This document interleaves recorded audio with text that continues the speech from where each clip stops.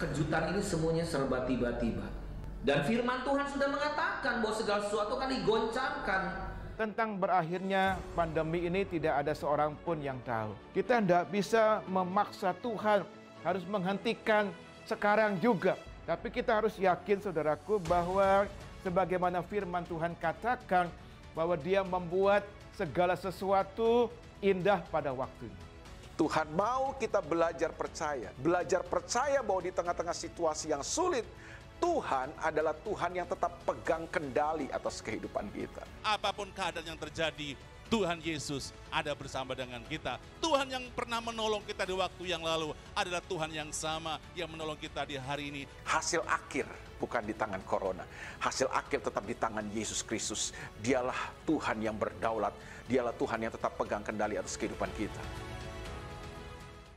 2021, saya yakin akan menjadi tahun percepatan, di mana doa-doa kita akan dijawab 2 kali lipat dari sebelumnya. Mujizat akan terjadi 2 kali lipat dari sebelumnya. Pemulihan akan terjadi 2 kali lipat dari sebelumnya. Dan juga berkat-berkat akan mengalir 2 kali lipat dari sebelumnya. Year of Acceleration.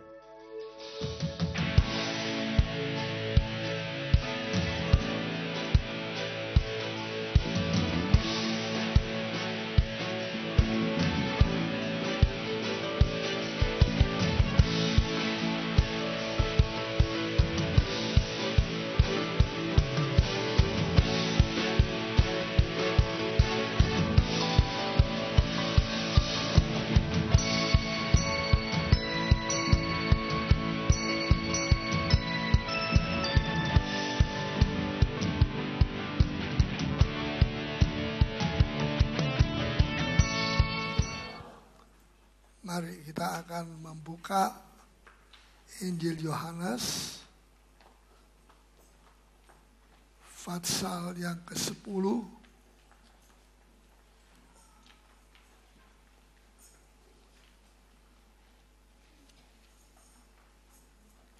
ayat yang ke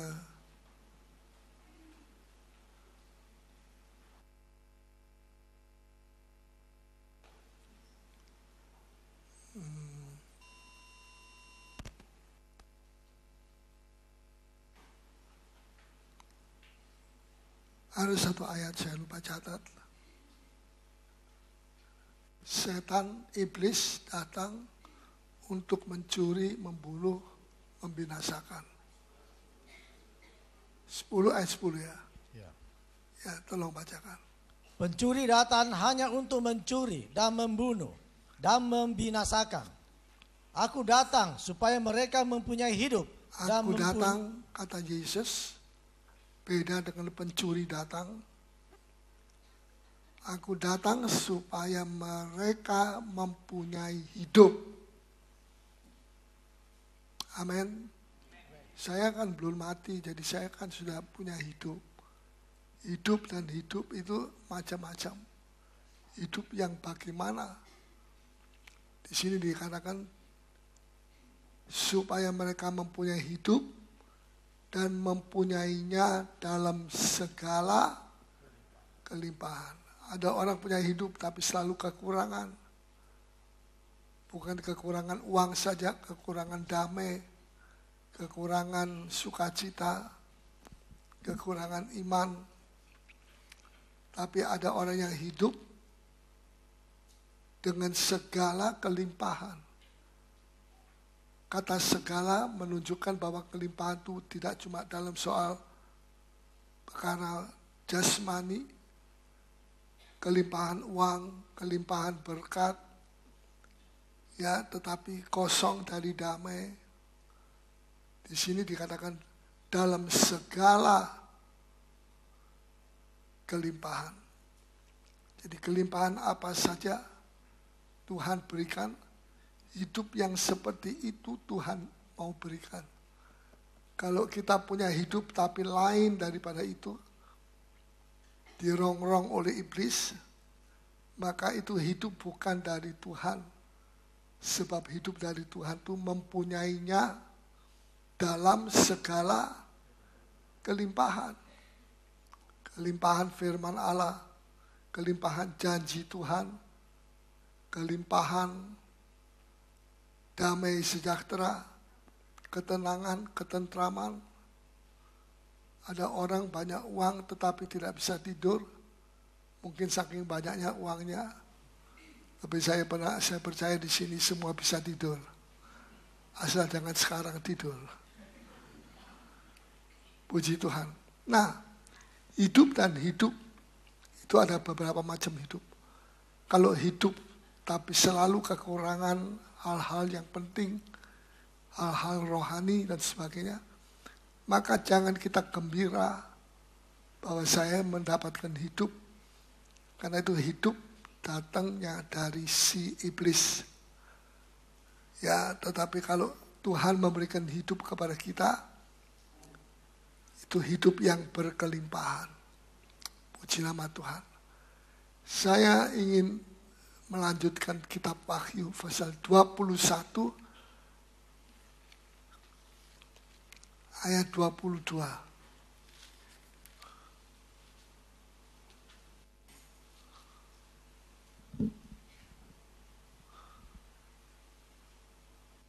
Dan aku tidak melihat bait suci di dalamnya.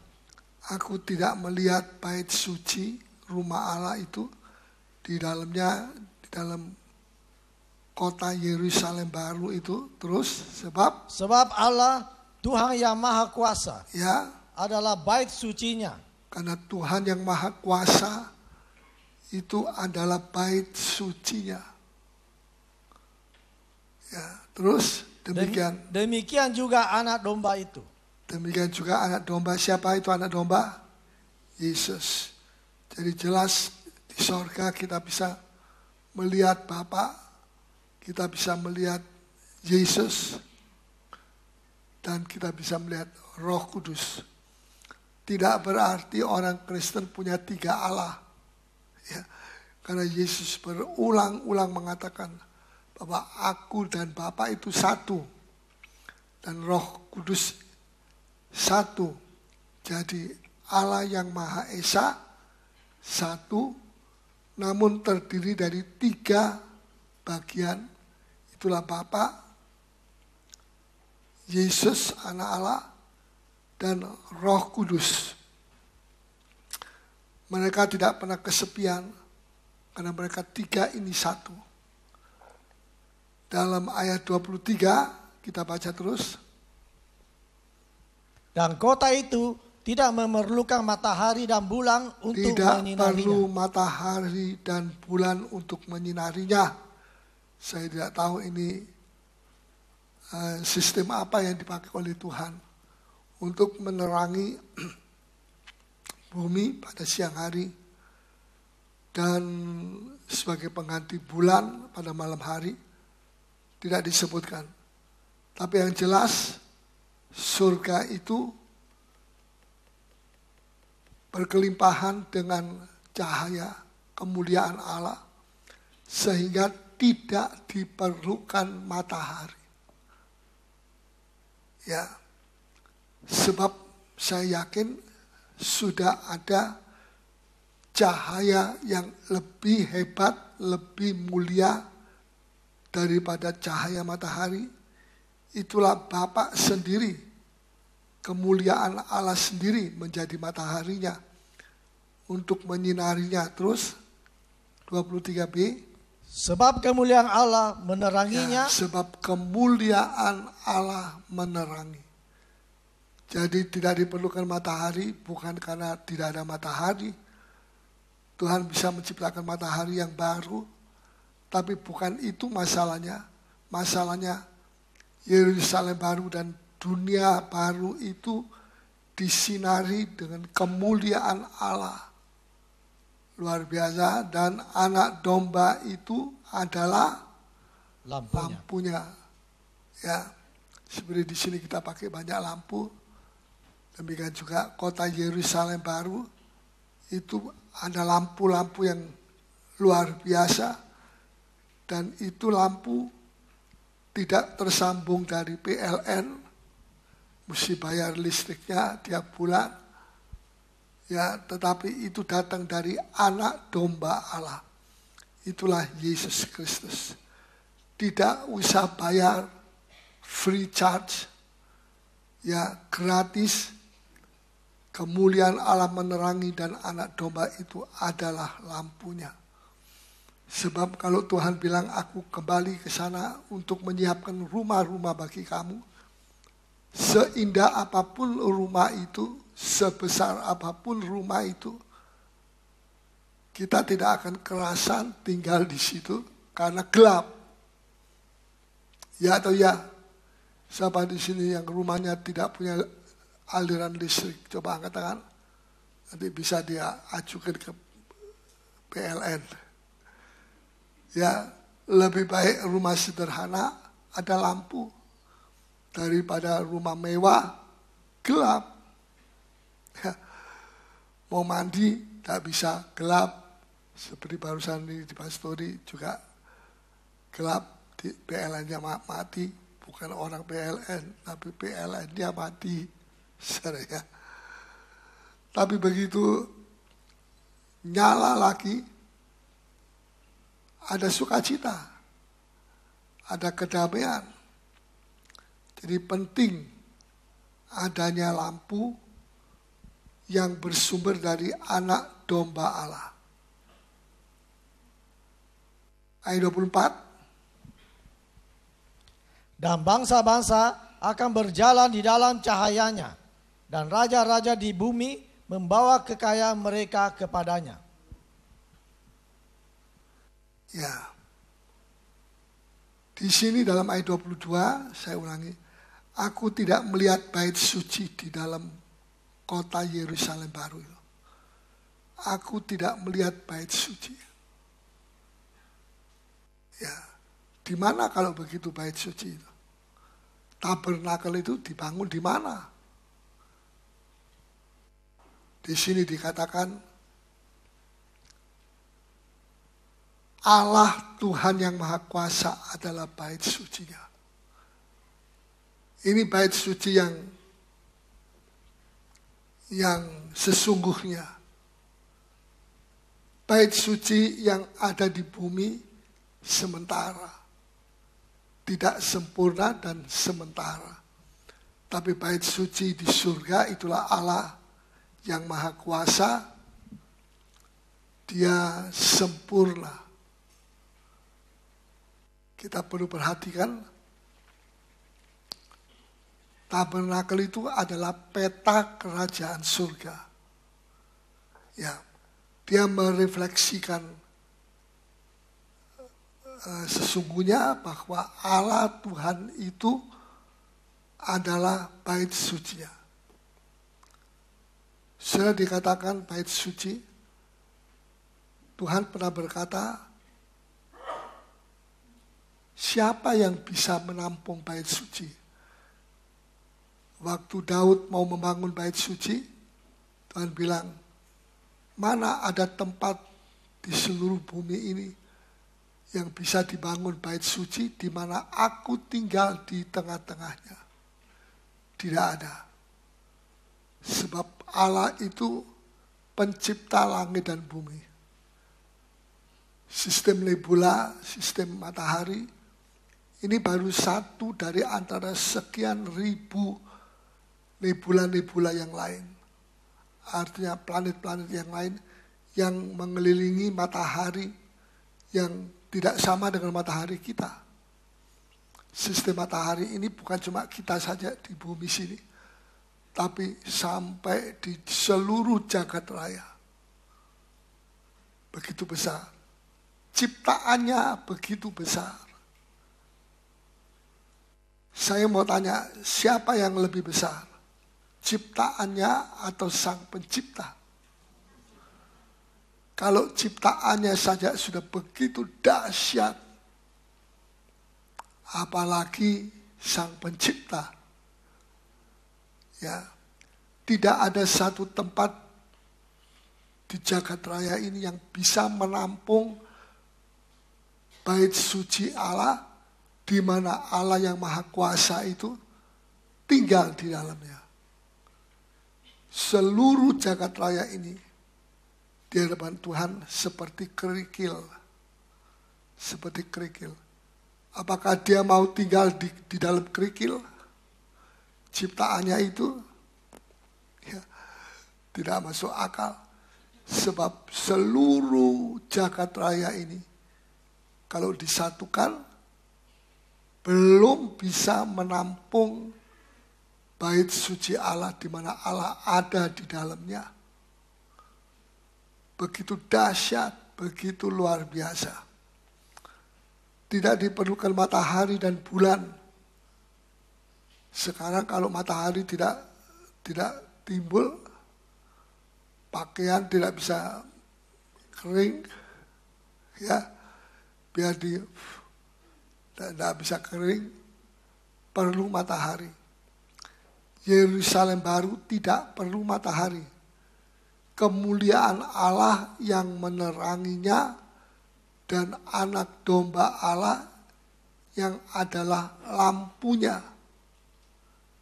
Ini jelas sekali. Ya. Jadi saudara, kemuliaan Allah, saya bicara soal kemuliaan Allah. Kemuliaan Allah ini adalah pakaian daripada Adam sebelum jatuh dalam dosa. Pakaiannya. Sebab mereka tidak pakai pakaian lain-lain. Dari kulit kek, dari apa kek. Tapi kemuliaan Allah menyelubungi mereka. Sehingga mereka tidak melihat ketelanjangannya satu dengan yang lain. Karena begitu luar biasa kemuliaan Tuhan. Begitu manusia jatuh dalam dosa, itu kemuliaan Allah habis, menghilang. Kelihatanlah ketelanjangannya sekarang. Saudara, tetapi Tuhan tidak mau kita tinggal di dalam hal seperti itu. Tuhan mau menyempurnakan kita sehingga dikembalikan seperti semula, berjubahkan kemuliaan daripada Allah. Coba kita membaca Roma pasal yang ketiga.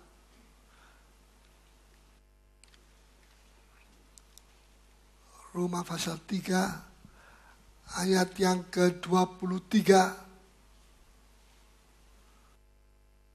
Nah, akibat apa ketika manusia berbuat dosa? Apa akibatnya? Ada banyak, tapi saya mau bacakan satu saja, silakan. Karena semua orang telah berbuat dosa. Semua orang keturunan Adam dan Hawa telah berbuat dosa. Dan orang yang berbuat dosa itu konsekuensinya apa? Ya, terus. Dan telah kehilangan kemuliaan Allah. Dan telah kehilangan kemuliaan Allah. Padahal kemuliaan Allah inilah yang menyelubungi mereka sehingga mereka hidup di dalam kedamaian. Begitu jatuh dalam dosa, kemuliaan Allah hilang. Tanpa kemuliaan Allah, kita ini telanjang di hadapan Tuhan. Hanya karena kemuliaan Allah itu yang menutupi kita. Itu lebih daripada pakaian astronot atau pakaian apa saja yang kebal peluru atau kebal apa magnet di atas sana. Tapi kemuliaan Allah ini luar biasa. Apa saudara rindu kemuliaan Allah itu dikembalikan kepada hidup Anda? Ya, ini tidak dijual di mal-mal. Ya, ini pemberian dari Tuhan. Begitu dosa kita diampuni, hidup di dalam kebenaran, kekudusan, kemuliaan Allah turun. Ya. Adam dan Hawa akur.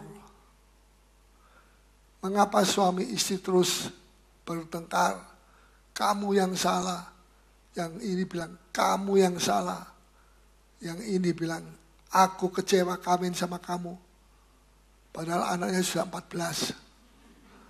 Baru kecewa. Kodong. Saya harap tidak ada yang kecewa 14 anak. Mungkin 15 anak baru kecewa. Kehilangan kemuliaan Allah. Saudara, kita perlu berhati-hati kalau kita baca, jangan ada satu kata yang kita tidak bukakan itu. Dikatakan dalam ayat 25, Wahyu 21 tadi. Dalam ayat 25, dan pintu-pintu gerbangnya tidak akan ditutup pada siang hari. Pintu-pintu gerbangnya ada 12 semuanya. Dari Yerusalem baru.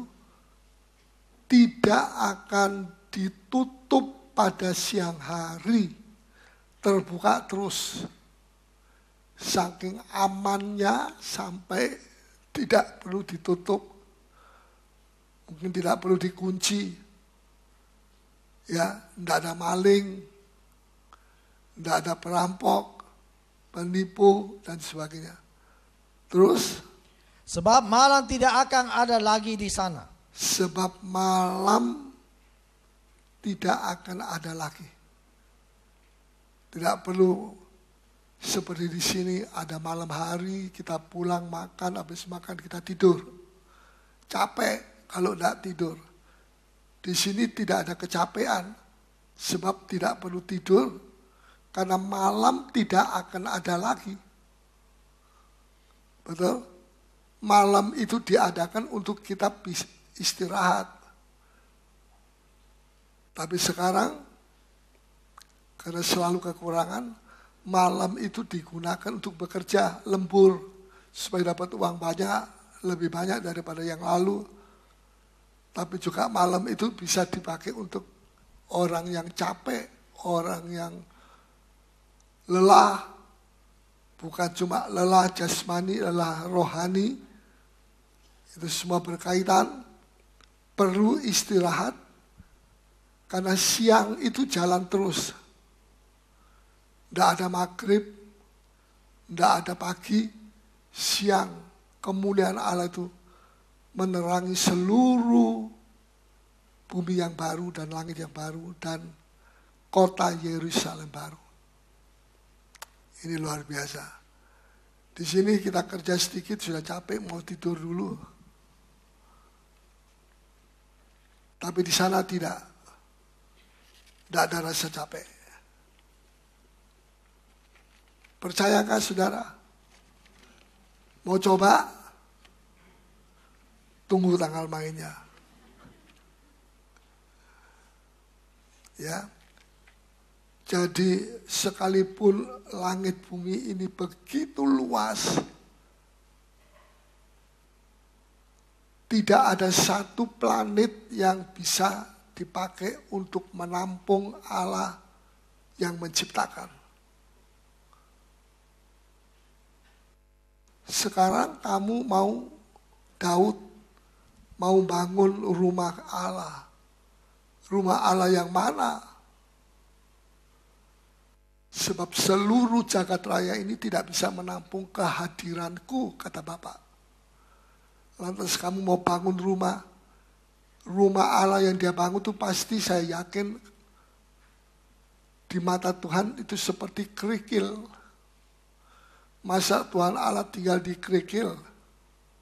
Betul? Saking begitu besarnya tidak ada batas. Timur tidak ada batas. Barat, utara, selatan tidak ada batas. Itu pun belum bisa menampung kehadiran Allah. Apalagi kalau yang terbatas, coba kita baca. 1 Raja-Raja pasal 8. Ayat yang ke-27.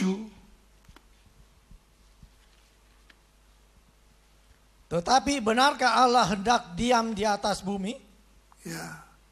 Sesungguhnya langit, bahkan langit yang mengatasi segala langit pun tidak dapat memuat engkau. Terlebih lagi rumah yang kudirikan ini. Ya.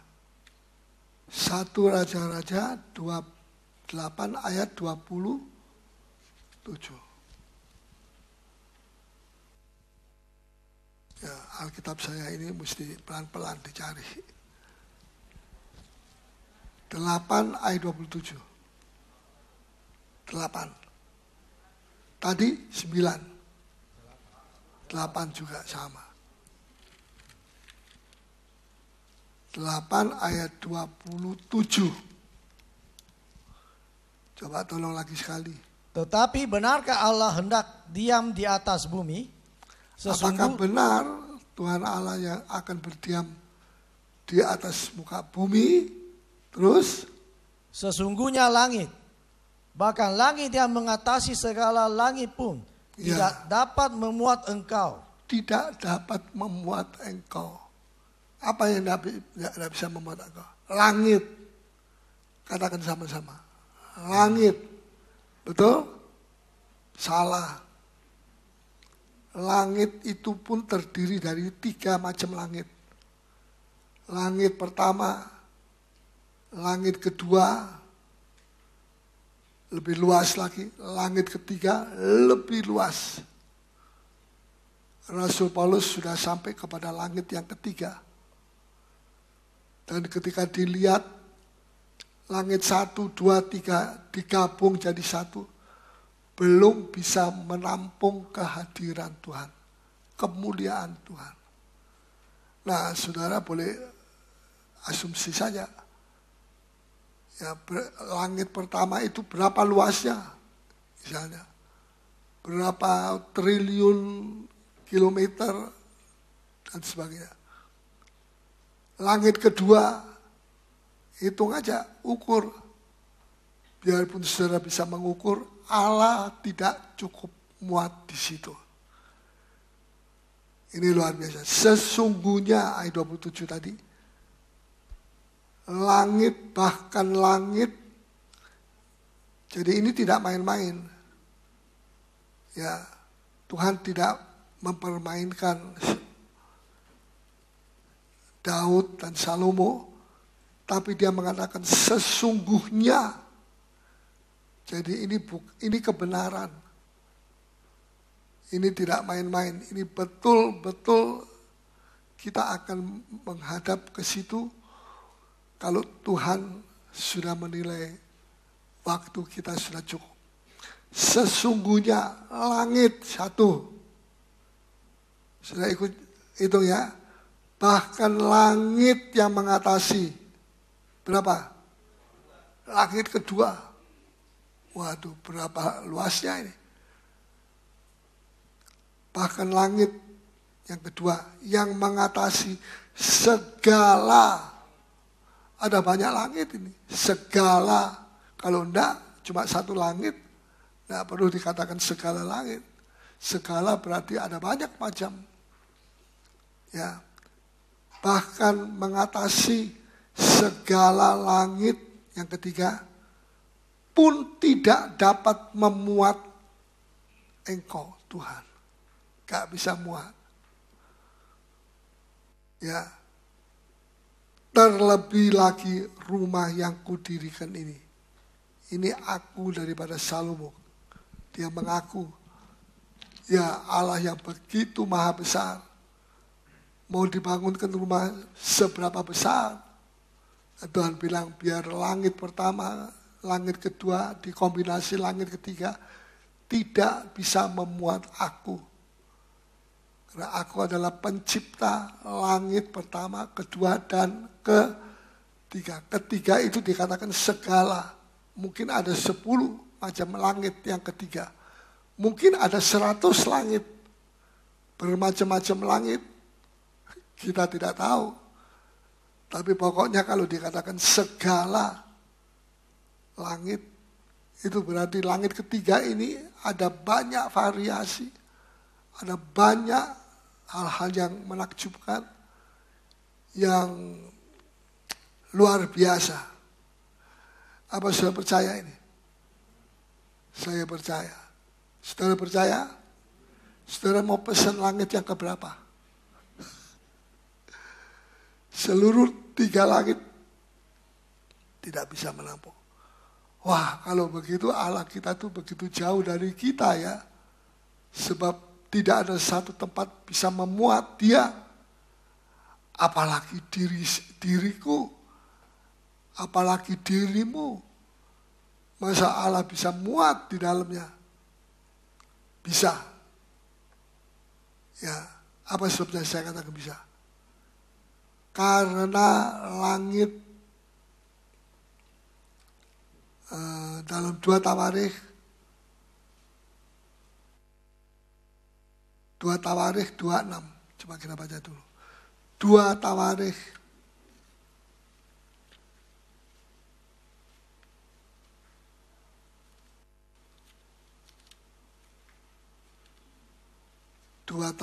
2 ayat 6.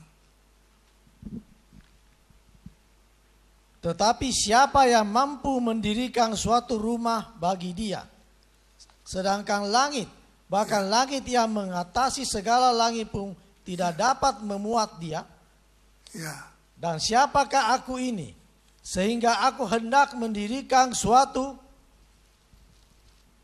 rumah bagi dia, Ya. kecuali sebagai tempat untuk membakar korban di hadapannya. Ya.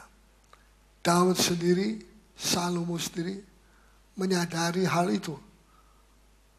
Ya, Allah itu maha dahsyat. Saya lihat dari perbuatan-perbuatan Allah, saya menonton televisi bagaimana tsunami itu melanda 1-2 kota, banyak kota dari Jepang. Perbuatannya itu aja sudah menakutkan, apalagi pribadi Allah. Tapi kita tidak perlu takut kalau kita ada takut akan Tuhan. Kalau kita tidak punya takut akan Tuhan, kita akan takut dengan keadaan kita, masa depan kita bagaimana, tak punya anak, takut hari tuanya siapa yang punya anak tapi sekaker kikir semua anak-anaknya. Ya, banyak ketakutan disebabkan karena satu hal, tidak takut akan Tuhan. Tapi kalau di dalam hati saudara dan saya ada takut akan Tuhan, maka kita tidak perlu takut akan hal-hal yang lain itu. Amin. Ini satu kebenaran. Ya, terapinya ya, kalau ketakutan itu kan psikologis, kejiwaan. Kejiwaan kita yang sakit perlu disembuhkan. Jadi Allah yang maha dahsyat, maha besar.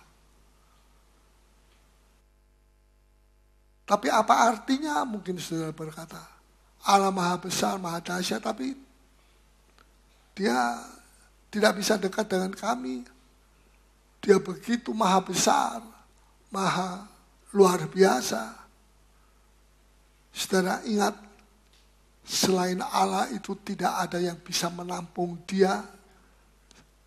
Musa pun tidak bisa membuat rumah Allah yang bisa menampung dia.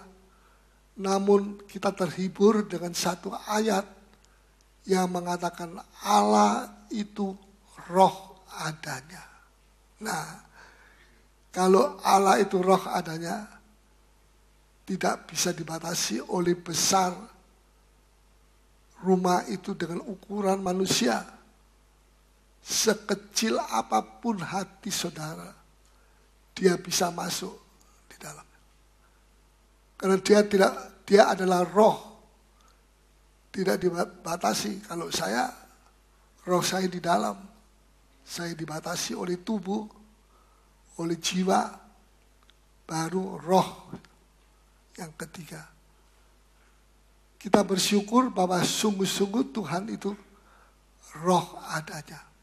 Sehingga dia bisa berkomunikasi dengan kita melalui roh. Roh dan roh dua. Puji Tuhan. Kalau roh kita sungguh-sungguh, maka Tuhan akan bersedia tinggal di dalam kita.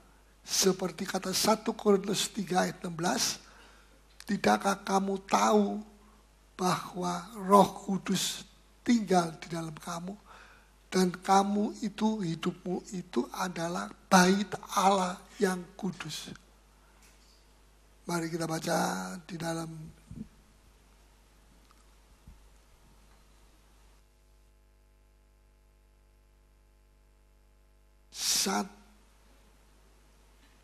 Yohanes pasal 4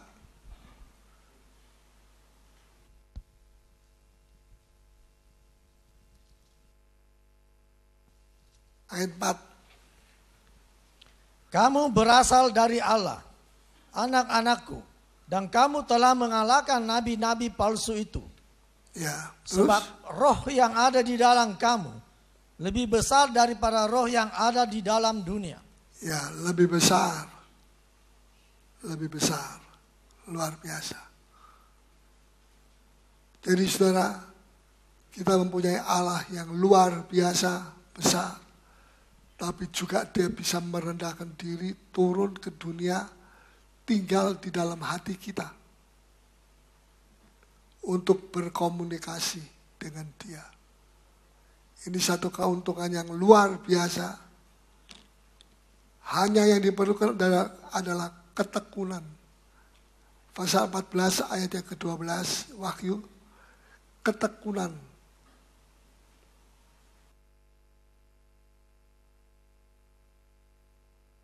Ya, silakan.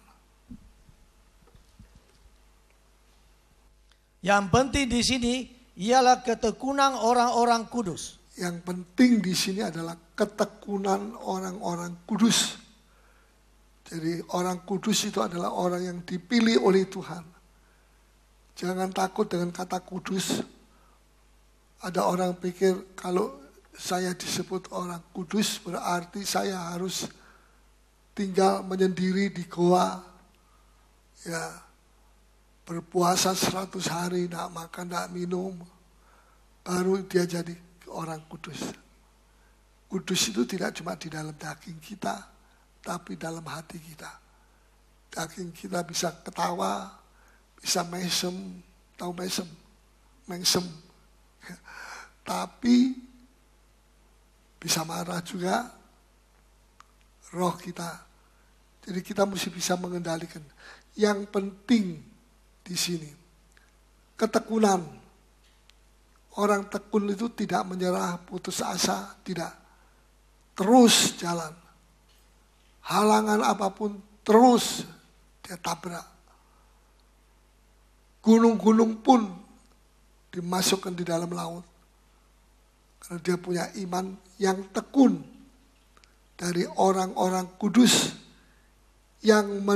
Siapa orang kudus? Yang menuruti perintah Allah dan iman kepada Yesus. Siapa di sini yang bisa menuruti perintah Allah? Coba angkat tangan. Ada? Tidak ada? Wah, gawat ini. Gawat ini. Tuhan nanti tanya, Paulus, jemaatmu itu gimana? Bisa berkomunikasi dengan aku? Tekun? Wah, tidak bisa Tuhan. Saya dinyatakan gagal. Tapi dijauhkan hal itu daripada kita semua. Kalau di sini dikatakan yang penting di sini ialah tekun, ketekunan orang kudus. Saya tidak bisa tekun. Jangan mengatakan selalu yang negatif. Tidak bisa, kamu tidak bisa, kamu tidak bisa, kamu tidak bisa. Lama-lama kamu memang tidak bisa. Dulu saya masih kecil nakal, kakak saya bilang kamu tidak bisa. Naik sepeda kamu tidak bisa. Nulis kamu tidak bisa. Lama-lama saya jadi bodoh. Ya. Cara dek tolo-tolo. Karena kita proklamasikan itu. Tapi kalau kita bilang, kamu anak baik, walaupun tidak baik satu, kamu anak manis, nanti dia akan seperti jeruk manis yang enak. Karena kita jadi apa seperti yang kita ucapkan. Kalau kita selalu mengatakan mustahil, mustahil ya mustahil. Kalau kita bilang, aduh aku takut masa depan, aku takut malam hari, aku takut. Ya jadilah takut sungguh. Sebab apa? Iblis bilang, sebab dia sendiri memproklamasikan dirinya takut. Padahal siapa takut siapa? Israel takut bangsa-bangsa yang akan diduduki itu. Atau bangsa-bangsa itu termasuk Yeriko dan sebagainya. Ketakutan kepada bangsa Israel. Mana yang benar? Yang pertama atau yang kedua? Yang pertama. Yeriko itu ketakutan, orang Amori ketakutan, semua ketakutan pada waktu mereka dengar Israel sedang menyeberang Laut Merah, Laut Kolsom, semua ketakutan. Nah, padahal di sisi yang lain tanpa sepengetahuan dari orang Israel, bangsa-bangsa inilah yang ketakutan kepada Israel. Bukan Israel yang ketakutan kepada bangsa ini. Bisa mengerti? Sedikit keliru tadi. Jadi mestinya bukan Israel yang ketakutan sama bangsa-bangsa. Bangsa-bangsa itu yang ketakutan kepada Israel. Sebab saya terdengar kabar bahwa Laut Merah pun dikeringkan. Tidak ada satu opa, oma, encim, encik, atau yang sudah tua-tua, tenggelam, tidak bisa naik, tidak bisa ditarik lagi. Sampai di lutut. Wah, kalau menyeberang dengan cara begitu berapa hari? Tuhan menatang dengan malaikat-malaikatnya. Jadi sebetulnya musuh itu yang ketakutan kepada kita. Musuh kita bukan manusia, bukan darah daging, tetapi roh-roh jahat yang ada di udara. Kalau kita membuka hati kita kepada dia, maka masuklah dia dan dia yang memerintah saudara. Bukan Roh Kudus yang memerintah saudara. Tapi Tuhan mau supaya kita, yang penting ketekunan orang kudus. Ketekunan ini artinya kalau saudara punya roh tekun, saudara tidak akan bosan. Dengan firman, bosan saya. Nyanyi, bosan. Nanti kalau nyanyi, mesti tepuk tangan, terus lompat-lompat kayak worship leadernya, bosan saya. Semua yang dilakukan dengan kebosanan, dengan ketawar hati, dengan kecewa. Dapat angka, saya kira tidak dapat angka. Makanya Rasul Paulus bilang, jaga supaya perbuatanmu tidak sia-sia. Kita sudah bekerja untuk Tuhan, kita sudah sungguh-sungguh untuk Tuhan. Tapi gara-gara kita tidak punya ketekunan dari orang-orang kudus. Kena sedikit perkataan, sudah tawar hati, sudah memble, betul memble? Nah, iblis tahu ini. Kita mesti bilang, aku kuat.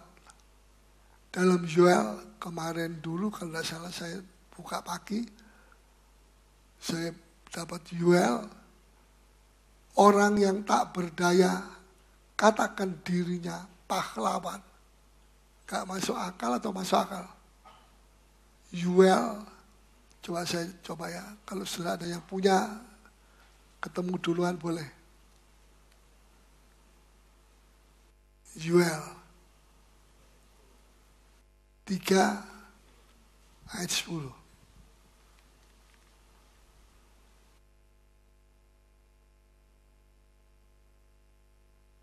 Tempalah mata bajangmu menjadi pedang, dan pisau-pisau pemangkasmu menjadi tombak.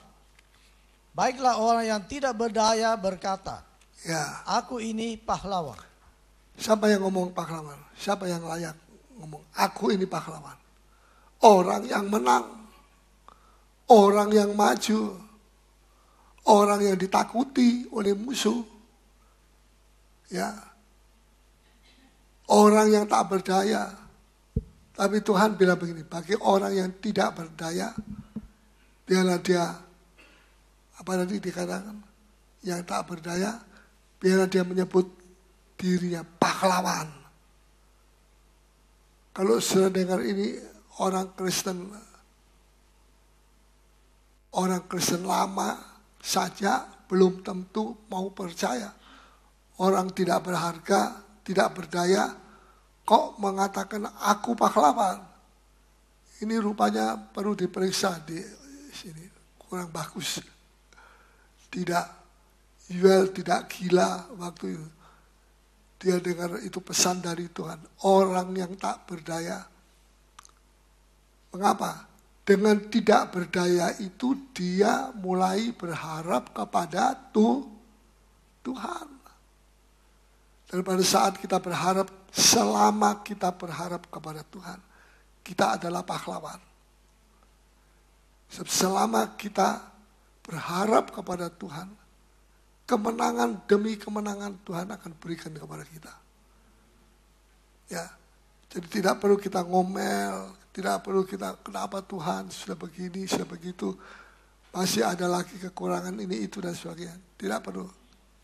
Tuhan menguji kita. Ya, saudara, Tuhan itu begitu baik sekali. Jadi, Tuhan itu luar biasa.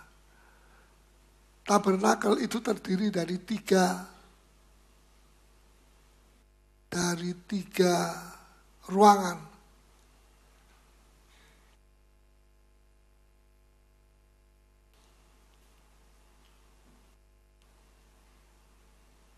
Nah, keluar lagi. Wah, ini. Ini yang pertama, halaman. Yang kedua, ruangan suci. Sampai sini.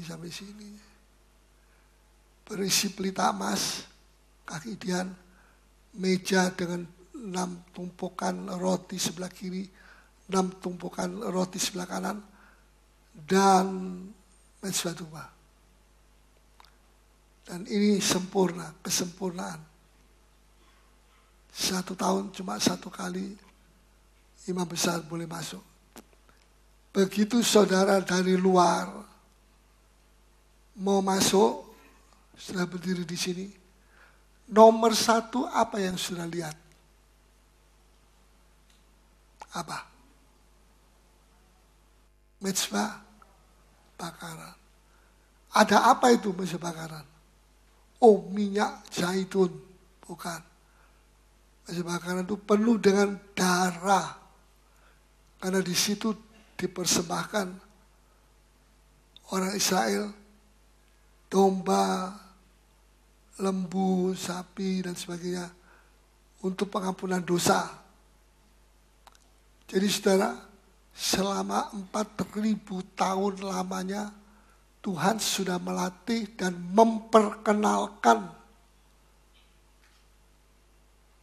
cara pengampunan. Hilang lagi. Cara pengampunan dosa, minta pengampunan dosa, yaitu bawa kambing atau bawa domba, kemudian dipersembahkan oleh imam di atas mezbah bakaran ini, dan kemudian dia diampuni dosanya. Jadi tidak ada pengampunan tanpa penumpahan darah. Coba kita baca. Ibrani 9. Mesti ada penumpahan darah.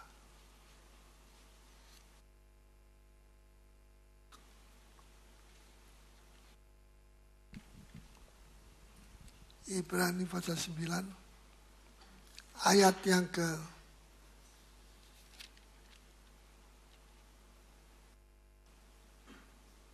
22. Tolong bacakan.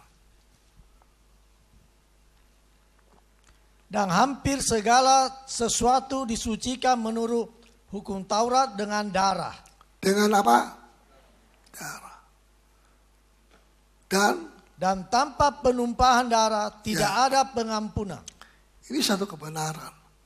Pengampunan itu terjadi oleh sebab ada penumpahan darah untuk mohon pengampunan.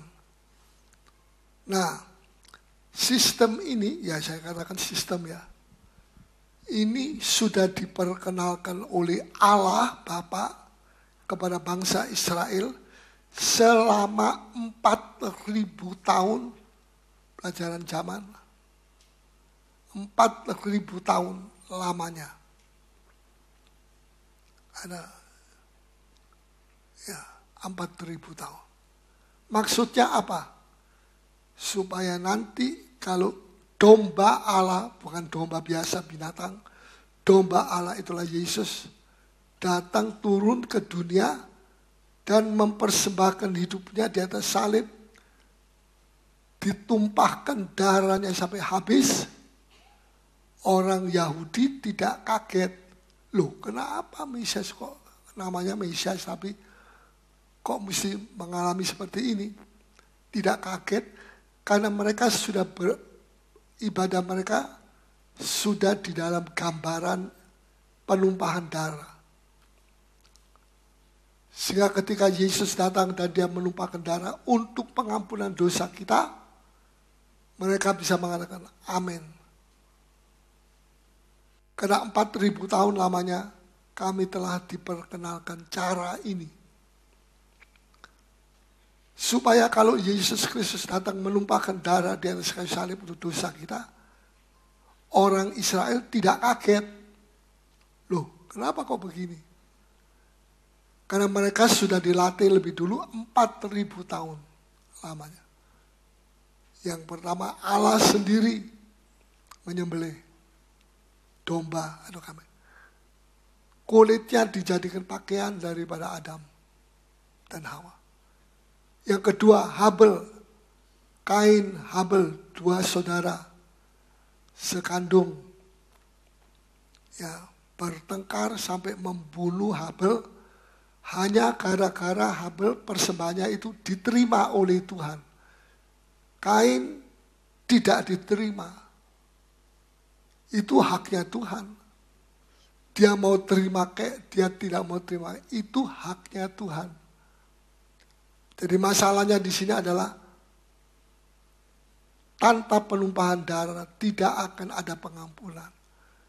Korbannya dari Kain bagus-bagus, semangka, belewa, ya jeruk manis, kelapa muda, ya. Tapi tidak ada tanda darah. Bisa mengerti? Sehingga Tuhan tidak menerima yang diterima persembahan daripada Habel. Karena dia mempersembahkan domba yang menunjukkan domba Allah. Dan dia sembelih, darah tertumpah. Allah senang sebab dosa umatnya akan dihapus oleh Tuhan. Bisa mengerti? 4.000 tahun Abraham, Kejadian 22. Ayo Abraham, persembahkan anakmu. Semua itu gambaran dari Yesus mati di salib tadi. Abraham, ya Tuhan, begitu taat sekali. Ini bukan cerita sinetron, ini betul-betul. Ya dia taat. Begitu dia sudah mau menancapkan pisau belatinya, malaikat Tuhan datang menyambar. Jangan kau lakukan ini. Karena aku hanya mengetes kamu, menguji kamu. Apakah kamu mau nurut atau tidak. Dan ternyata kamu memang menurut. Dan karena kamu menurut, kamu akan jadi bapaknya orang beriman di seluruh dunia.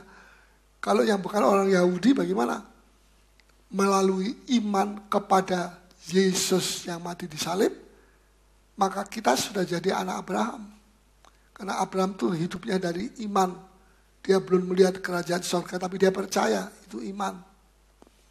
Ya, jangan imannya Thomas, mau lihat dulu bukti baru percaya. Percayanya tinggal 1/10. Ya. Saudara, Tuhan mau supaya Abraham membuktikan, memperkenalkan kepada anak cucunya bahwa tanpa penumpahan darah tidak akan ada pengampunan dosa.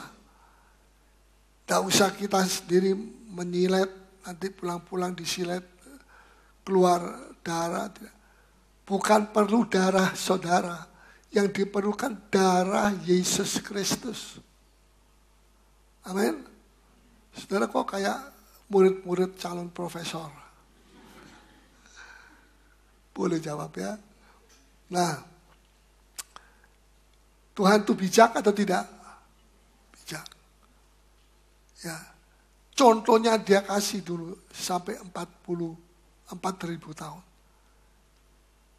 Kalau toh ada orang Yahudi yang tidak mau percaya, itu bukan kesalahan Allah lagi, tapi itu kesalahannya dia karena keras hatinya. Kalau dengan darah kambing domba saja mereka tidak mau percaya dan menerima itu sebagai pengampunan, menerima sebagai satu kebenaran, apalagi darah daripada anak domba Allah, Yesus Kristus. Maksudnya Tuhan latih Israel menumpahkan darah daripada binatang-binatang kambing untuk jadi pelajaran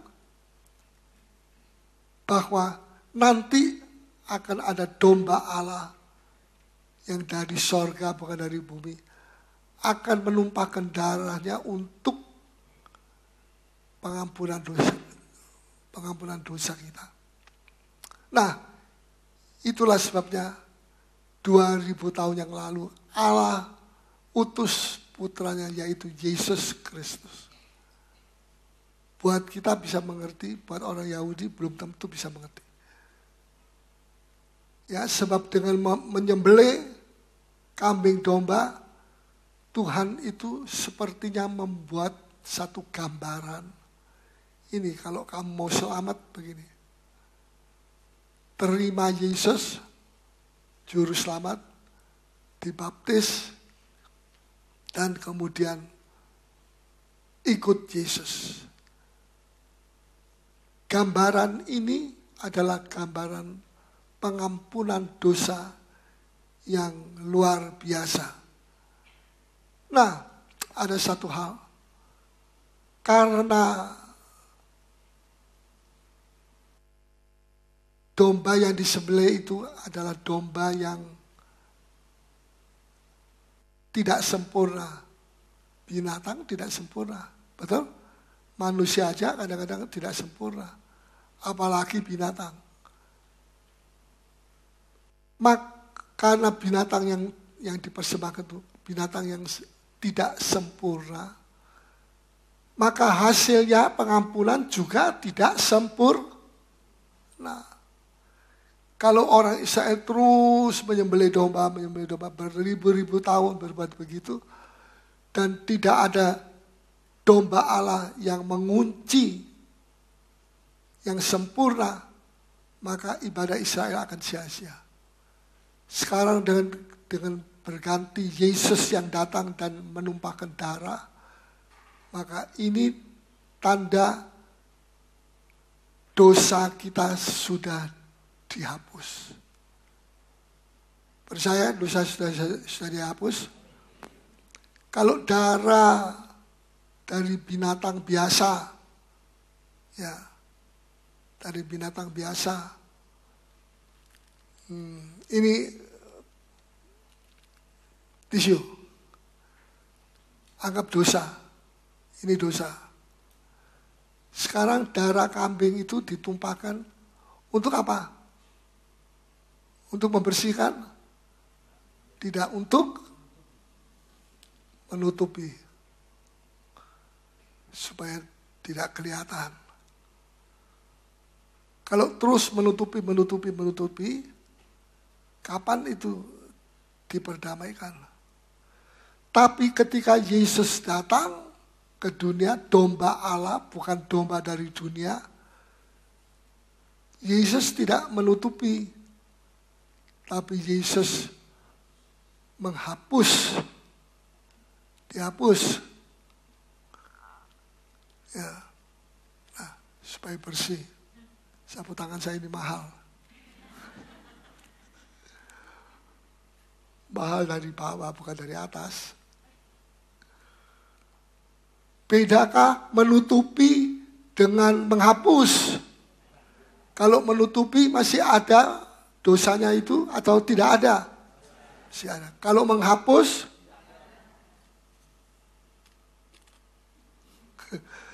menghapus tidak ada. Sudah dibuang jauh oleh Tuhan. Saudara, Tuhan itu begitu baik.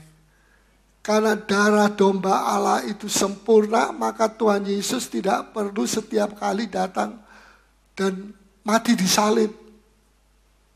Itu berlaku bagi binatang, domba dan kambing. Setiap tahun mereka pergi ke Yerusalem untuk mempersembahkan kambing, domba disembelih, ya dan sebagainya, supaya dapat pengampunan dosa. Tiap tahun. Nah, tapi Yesus satu kali cukup. Dia telah menumpahkan darah di atas salib. Dan setelah itu dia mati, bangkit pada hari ketiga, dan dia duduk di sebelah kanan Allah Bapa pada hari-hari ini, menantikan kedatangan Tuhan Yesus yang kedua kali. Saudara, perlukah Yesus bolak-balik datang ke dunia? Tidak perlu. Apa sebabnya? Karena dia adalah domba yang sempurna. Puji Tuhan. Coba kita baca Yohanes 1 ayat 29 sampai dengan 34.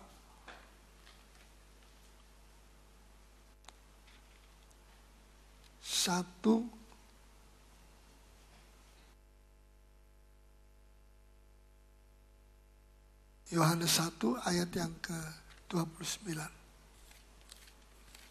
Pada keesokan harinya, Yohanes melihat Yesus datang kepadanya dan Yohanes Pembaptis, ya. Dan dia berkata apa? Ia berkata, lihatlah anak domba Allah. Lihatlah anak domba Allah. Bukan lihatlah saya. Lihatlah anak domba Allah. Jadi bukan anak domba biasa. Datangnya dari bumi tapi datang dari Allah. Sebab itu dikatakan lihatlah anak domba Allah yang menghapus dosa dunia. Salah. Yang menutupi dosa dunia. Betul? Pintar semua. Nanti kalau ujian keluar. Menghapus. Jadi kalau saya tadi mengatakan darah Yesus itu menghapus, itu betul-betul menghapus. Tidak separuh-separuh. Tuhan itu begitu baik sekali. Terus dialah yang kumaksud ketika aku katakan, kemudian daripadaku akan datang seorang yang telah mendahului aku, ya. Sebab dia telah ada sebelum aku. Itulah Yesus. Terus 31. Dan aku sendiri pun mula-mula tidak mengenal dia. Tetapi untuk itulah aku datang dan membaptis dengan air, supaya ia dinyatakan kepada Israel. Ya, terus? Dan Yohanes memberi kesaksian. Katanya, aku telah melihat roh turun dari langit seperti merpati. Dan ia tinggal di atasnya. Ya, terus? Dan aku pun tidak mengenalnya. Tetapi dia yang mengutus aku untuk membaptis dengan air telah berfirman kepadaku, jikalau engkau melihat roh itu turun ke atas seseorang dan tinggal di atasnya, dialah itu yang akan membaptis dengan Roh Kudus. Dan aku telah melihatnya dan memberi kesaksian, ia inilah anak Allah. Dia ini adalah anak Allah. Apa sudah percaya dia adalah anak Allah? Ya, darahnya Yesus itu penting sekali. Mungkin sudah bilang darahnya Yesus, tetapi kok anggur Darahnya Yesus kan bukan anggur. Darah Yesus dalam arti roh. Sebab Yesus, Allah itu roh adanya. Kalau saya bilang darah Yesus yang asli, wah mesti cari lagi di Palestina, belum tentu ada. Sudah jadi satu dengan pasir, dengan bukit tengkorak dan sebagainya. Makanya darah Yesus maksudnya di dalam roh akan menghapus kita. Tidak perlu darah, mesti menyembelih domba dulu baru diambil darahnya sedikit. Tidak perlu. Ada orang kesurupan, saya tanya bilang, saya minta kambing satu. Ayo cepat, kalau tidak saya bunuh ini orang. Jangan percaya, dia tidak bisa bunuh. Kalau Allah tidak bilang, ya bunuh, bunuh. Kalau Allah bilang, kamu yang saya bunuh, dia yang out. Ya, siapa di sini yang suka memberikan darah kambing? Mungkin untuk usahanya dan sebagainya. Jangan dicampur. Tuhan tidak mau. Tuhan mau kita tidak menyimpang ke kiri dan ke kanan. Lurus saja, tekun saja. Orang yang tekun itu tidak begini. Wah, saya ini bosan. Ada satu saudari, dia bilang, saya ini gereja mana saja saya sudah datangi. Semua kering di satu kota yang lain. Semua kering. Saya bilang belum tentu. Mungkin di dalam kamu ada masalah sehingga membuat kering. Ya. Saudara, jangan kita suka mengatakan hal yang negatif. Nanti kalau selalu kita bilang saya kering, jadi kering sungguh. Betul. Percaya? Kok diam saja? Percaya? Ya, saya mesti bilang, aku pahlawan Allah. Aku kuat di dalam Yesus. Ya, puji Tuhan. Praktekkan itu. Jadi kalau saya bilang saya adalah pahlawan, pikiran saya jangan pikiran seperti orang miskin. Orang pahlawan itu orang luar biasa, kaya raya, kaya musuh, kaya damai dan sebagainya. Ya, jangan sampai salah pengertian. Ada orang selalu mengatakan, ya saya ini miskin. Miskin ada nyanyiannya, biar saya miskin di sini, tapi kaya di sorga. Tanda tanya apa betul? Biar saya diolok di sini, tapi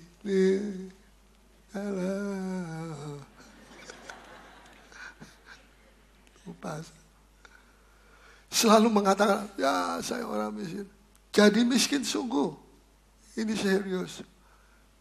Saya melihat orang itu baik-baik, ya tidak terlalu kaya, tetapi diberkati. Tapi ketika dia selalu mengatakan, saya ini orang miskin. Saya betul-betul jadi miskin. Kenapa? Mulutnya yang nubuat. Siapa yang dinubuati? Dirinya nake, dirinya sendiri. Setiap kali, coba saudara, kalau setiap pagi saya bilang, saya ini orang miskin.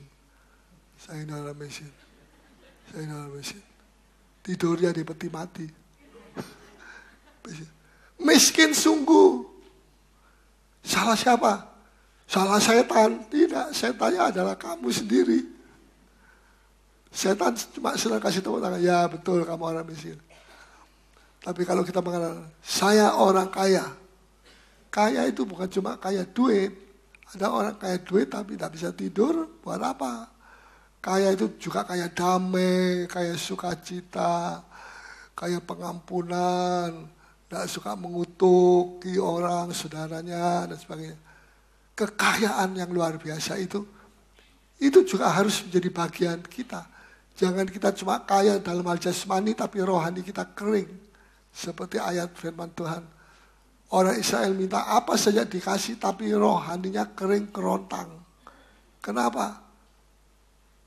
Mereka selalu penuh dengan hawa nafsu. Saudara, marilah. Jangan sampai kita jadi korban karena perbuatan orang lain. Bisa nangkap? Jangan sampai kita jadi korban karena orang lain. Saya jadi pahit hati karena sikapnya dia. Saya jadi tawar hati karena tersandung sama dia. Ini tersandung, terapa sehingga jadi kecewa, putus asa. Ini orang bodoh. Kenapa dia mau jadi orang yang menderita? Karena perbuatan orang lain. Perbuatan orang lain, dia masukkan nama si A, ya dia nulis yang tidak-tidak di Facebook atau di Twitter. Sekarang orang lebih banyak bisa memfitnah dengan alat-alat yang baru nih. Ya. Apa saudara pernah difitnah orang? Pernah? Apa yang saya lakukan? Saya tidur saja. Lama-lama tidur kelas berat. Nggak bangun-bangun. Bukan begitu. Ya, katakan tidak. Saya bukan orang yang seperti dimaksudkan itu. Kalau tidak, kita tawar hati, menderita lagi, menderita, kacau pikiran, gak bisa tidur. Kenapa gak bisa tidur? Itu loh, itu. Kenapa kita izinkan membuka hati kita lebar-lebar terhadap perbuatan yang tidak menguntungkan dari seseorang, walaupun dia orang Kristen, di dalam diri kita, sehingga kita menjadi korban daripada perbuatannya dia atau perkataannya dia. Coba renungkan. Bisakah saudara, kalau saudara, saya merasa begitu enteng, tidak apa-apa. Kalau saudara dalam keadaan percobaan berat, apa yang saudara mesti lakukan?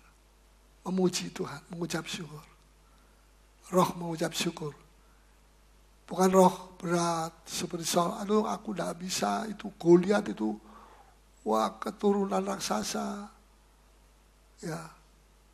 Tapi waktu Daud menghadap kepada Saul, dia tidak bilang, saya ini maafkan ya, saya kecil, saya pikir lawan saya itu seperti monyet yang lebih rendah dari saya. Ternyata kok kayak raksasa, dan memang betul-betul raksasa. Dia tidak pernah mengagung-agungkan raksasanya. Sebab dia tahu Tuhannya lebih raksasa daripada dia. Raksasa yang menjadi musuh. Jangan biarkan hati saudara digocok oleh iblis hanya karena perbuatan orang ini, tindakan orang itu. Kita jadi sakit hati, kita jadi pahit hati. Mintakan ampun, saudara diampuni oleh Tuhan. Amin. Mau mulai sekarang? Mau apa? Memuji Tuhan. Mau memuji Tuhan? Oh ini, saudara Ken ini, gini. Gitu. Bagaimana saudara Ken? Bisa tidur? Bisa tidur? Bisa. Betul? Sungguh? Yakin? Wah, semua beri tepuk tangan bagi Tuhan. Atau ada kurir datang, bisiki seorang istri. Kamu tidak tahu ya, suamimu itu nyeleweng. Sama siapa? Sama, ya semacam kera. Roh kera. Waduh, tak bisa tidur, ngamuk, marah. Tidak dimasakkan. Ya mana sayurnya? Ambil rumput sendiri dan masak sendiri. Kita jadi korban, rumah tangga kita jadi korban, padahal masih ada jalan yang lebih baik. Amin. Jangan biarkan hidup saudara jadi korban atas perbuatan orang lain atau perkataan orang lain, tetapi Anda katakan, ya, aku adalah pahlawan daripada Allah. Amin. Dampaknya pahlawan lain dengan dampaknya orang miskin, orang kala. Saya bilang, saya bukan orang miskin. Saya orang kaya raya di sorga sana. Siapa yang kaya raya? Oh, haleluya. Begitu. Mari kita bangkit diri semua.